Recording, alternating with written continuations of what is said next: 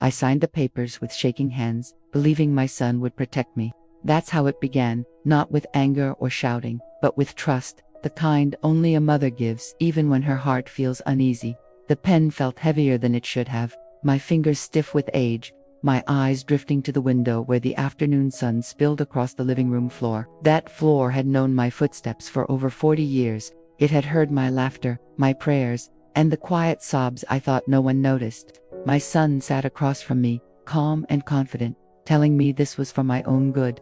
"Mom," he said softly, "this is just paperwork, just in case something happens. I'll take care of everything." I wanted to believe him. Oh, how badly I wanted to believe him. I am 72 years old now, a widow for nearly a decade. I spent my life loving deeply, forgiving quickly, and sacrificing quietly.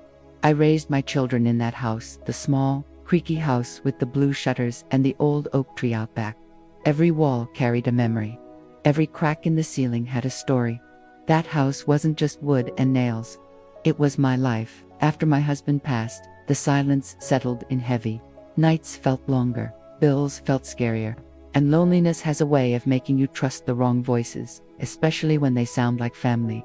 My eldest son began visiting more often then. He brought groceries, fixed small things around the house, sat at the kitchen table like he used to, tapping his fingers the way his father did when he was thinking. "You shouldn't be handling all this alone," he'd say. "At your age, Mom, it's risky." Risky, that word stayed with me. He talked about taxes, about scammers, about hospitals and emergencies. He talked like a man who knew the world better than I did, and maybe he did.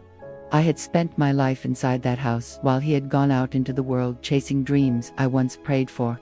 So when he suggested putting the house in his name just for safety, I told myself this was what mothers do. We let go. Slowly, things began to change. He stopped asking before making decisions. He started locking doors I never locked before. He moved my bedroom things without telling me. "It's just temporary," he'd say. "This makes more sense." Even his voice sounded different, less warm, more rushed. One evening, I came home from church and found boxes stacked in the hallway, my things labeled and neatly packed, like someone organizing memories they didn't want anymore. "What's this?" I asked. He didn't look at me. "We need space, Mom. Just until things settle." That was the first night I cried myself to sleep in a house that no longer felt like mine. The smell of lemon cleaner replaced the scent of my old candles. The walls felt colder. Every morning I woke up feeling like a guest in the life I built. Still, I stayed quiet, because mothers do that too. But silence has a way of revealing truths when you least expect them.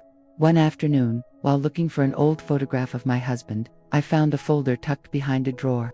It wasn't mine. Inside were bank statements, overdue notices, and words that made my chest tighten. Loan default, collateral, residential property, my house. My hands trembled harder than they did when I signed those papers. The truth came crashing down slowly, like a wave you see too late. My son hadn't taken my house to protect me. He took it to protect himself. Debt, gambling, bad investments, all hidden behind polite smiles and Sunday dinners. And suddenly, I remembered something my husband once told me years before he died. "If anything ever happens to me," he said, squeezing my hand, "don't sign away the house. Promise me." I had forgotten, or maybe I chose to forget. When I confronted my son, he didn't yell, and he didn't apologize. "You wouldn't understand," he said, rubbing his face like I was the burden. I did what I had to do. I looked at the boy I raised, the one whose scraped knees I kissed, whose nightmares I soothed, and I realized something painful.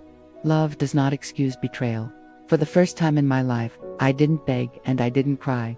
I stood up straight. I contacted a lawyer. I told the truth. I let my voice shake if it needed to, but I spoke. The process wasn't easy. Some nights I slept on a couch that wasn't mine. Some mornings I doubted myself, but something stronger than fear had taken root inside me. But in the end, the law listened, and so did destiny. The transfer had loopholes. My husband had protected me more than I ever knew. I got my house back. My son didn't come around after that, and that hurt in ways I can't fully explain. But pain taught me something I wish I had learned sooner. You can love someone deeply and still say no. You can forgive without surrendering yourself.